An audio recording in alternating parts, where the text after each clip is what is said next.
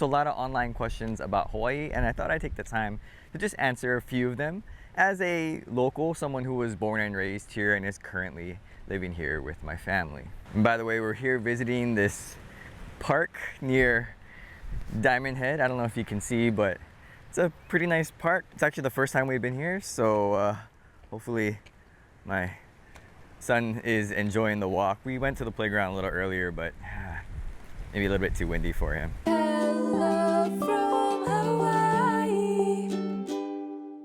So first question, what was your favorite Hanabata Days school field trip? Now, if you're not familiar with that term, Hanabata Days, it just means like small kid time, basically like elementary school, like young kid. So this is actually a fairly tricky question. I actually have two answers. One is the single day field trip, and the second would be the overnight big class field trip, because in Hawaii you usually tend to take like the regular field trips throughout the year, but as you get older, like around maybe 4th, 5th, 6th grade, you tend to take these bigger class trips, and so I want to talk about both. Now, thinking back, hands down my favorite field trip is probably the Polynesian Cultural Center. It's way up in the North Shore, and anytime we took that trip, it was fairly long. And if you're like me growing up, when you hit Wilson Tunnel on Like Like, everybody would try to hold their breath and see if they can make it the whole way through the tunnel. And going to Polynesian Cultural Center was really great because we got to learn about not just native Hawaiian culture, but also all of the other Pacific Islander cultures as well. But I will say what made that field trip the best was McDonald's. That was one of the few times that I remember where instead of home lunch, we could actually bring money to school and buy McDonald's, whatever we wanted. And that was really exciting. And you know what? Poor thing to any of the kids who were not able to bring money and they had to bring home lunch, because chicken nuggets, french fries, Happy Meal, whew, and you kind of forget the scrunch. Oh man, that hill is pretty high. These Kaimuki hills are pretty high. But now thinking about the overnight trip, my favorite is probably Camp Erdman, 6th grade. It was just so nice to be away from my parents and got to hang out with my friends, and it was just a really nice time. They have the ropes course, and I think we did some kayaking and just some games. I remember really being into Kitchen Patrol or KP. I don't know, for some reason I just loved it. I don't know if it's because I got to help serve or set up, but I just really enjoyed doing it. Okay, question number 2. How do you make it in Hawaii? Now that's definitely a tough one. How do we make it? Well, just to be fully transparent, I think it's budgeting and family help. But let me first talk about budgeting. Budgeting is really important. I didn't really do it as a younger adult, but as soon as I got my own place, absolutely budgeted every single month. And it's not just the big stuff that you budget for, it's all of it. Every dollar had to be accounted for because I wanted to know where it was going. And after I got married, one of the things that I'm most proud of is the fact that me and my wife both have budgeted every single month. We meet together and we talk about our budget and we decide, okay, what are we gonna do? Are we gonna make adjustments in different categories? Or let's say a holiday is coming up, then we put aside some money and just say, okay, we're gonna put this for gifts or for eat out or just different categories so that we're prepared for that, so it doesn't come and surprise us. Now, we're not perfect. Sometimes we go over budget, but at least we keep account of where all the money goes. So if we spend a little bit more on groceries this month, well, then at least we know where the money went and we can make further adjustments. But more importantly, we can talk about whether that's something that we need to do. I think in an earlier video, I mentioned that it felt like our grocery budget went up by like 20%, and I think it did.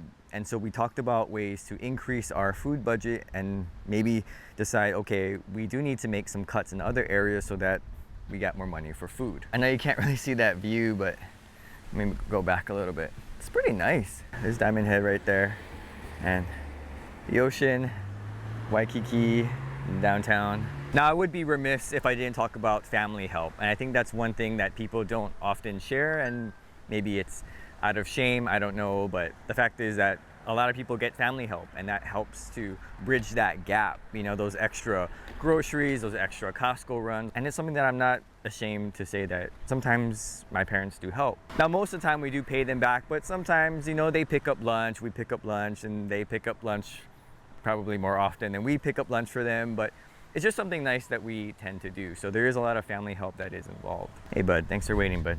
But specifically to this question, I do also want to mention that people get government subsidy as well as free housing from family. I mean, if you get free housing, I mean, shoot, that's like $2,000 to $3,000 a month for free that you're getting. And that doesn't cover things like food or electricity or water or all those other utilities that you'll have to end up paying because it's sort of a shared cost. And of course, there's government assistance, and no shame in that.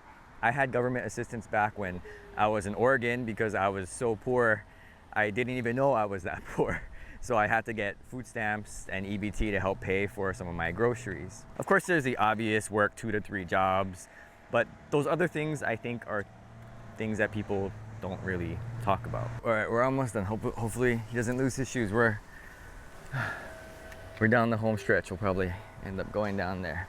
Okay, here we go. Last question. What are good places for a first date? Somewhere not too loud. So rather than go into my philosophy on, I guess, dating here, maybe that's for a separate video, I would say that for dating, I have a few suggestions that maybe people don't necessarily go for, but I think it played out pretty well in my own life. First thing, stand-up paddle. I know it's kind of an outdoor beachy thing, but it's not like going to the beach. You're actually doing something. It's something that me and my wife surprisingly enjoyed as one of our dates, because I thought, it can't be that difficult, but it takes some balance. You gotta have some core. So, you know, it's a fun sport, it's a fun activity. But me and my wife really enjoyed it. Unfortunately, when we went the one and only time, she actually cut her foot on coral, and so we had to carry her, and it was this whole big thing. We had to go doctor. It was like, oh gosh. But it was a lot of fun, and she had a lot of fun. So it's one of the activities that I would highly recommend as a first date. All right, second idea. Go for a hike, but not a hike that's gonna be too hard, because you don't wanna be huffing and puffing the whole way up. But just a nice, easy hike. I have a video about what I think are pretty beginner intermediate hikes. We did a couple of hikes as a couple, and it was a lot of fun. And you want to make sure that you're going with a group, because you want to take the pressure off of this date. You don't want to be so nervous it's just the two of you, and you have to make sure there's conversation, because as you're hiking, you're going to be breathing fairly hard, but you'll be having those rest periods, and that's a time where you get to kind of talk and get to know each other. So I think doing a nice hike, maybe like Wanalua Valley is a pretty easy one. Maybe Makiki Loop Trail, maybe even something like Makapu. Fairly easy, and you won't be huffing and puffing the whole time, with opportunities to at least talk story. We're gonna try and find a nice table where we can go and sit. Thanks for keeping me company. Appreciate it. Whew. Gosh, look at that view though. Man, it's nice. Wish it was better exposed, but it's nice. And last idea, mini golf and zippies. I highly recommend Bayview Mini Golf. That's the mini golf course that I used to frequent a lot. And then afterwards, we go to Kaneohe Zippies and talk story. It is just a group of friends. And so again, if you're going with sort of a bigger group and not just the two of you on the first day, I think it's a little less pressure and you guys can talk story. And like I mentioned in a previous video, when it comes to Zippies, you guys just gonna talk story all night and just have fun. And at that Kaneohe Zippies, countless times talking story past 10, 11 o'clock and just having a great time. So hopefully, thanks bud for waiting. So hopefully you found that. So hopefully, sorry, but we're gonna get going soon. Looks like I'm gonna have to head out here, but hopefully you found that helpful and interesting. If you got any more advice, please leave that in the comments below. Thanks for watching, and aloha.